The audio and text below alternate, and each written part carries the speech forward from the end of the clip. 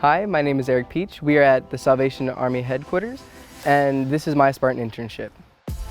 This has been a really good experience, swinging doors, getting to see the final steps before this place is opened in September. So when I first came here, we swung about close to 90, maybe 100 doors within last week.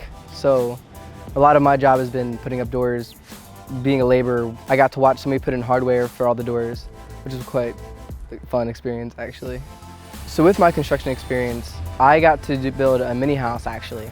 Getting to do that kind of taught me how to use the tools correctly so that when I went off of the classroom, I'd be able to use it on the site like here.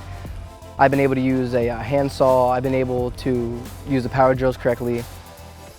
Our school allows us to come out here and get paid for our internship and also get to learn on the job.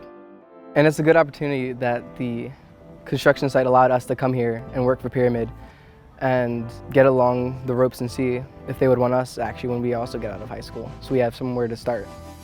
Personally, it's going to be a good experience to walk out of, maybe see if I want to be a carpenter, a hardware construction worker, even maybe a concrete.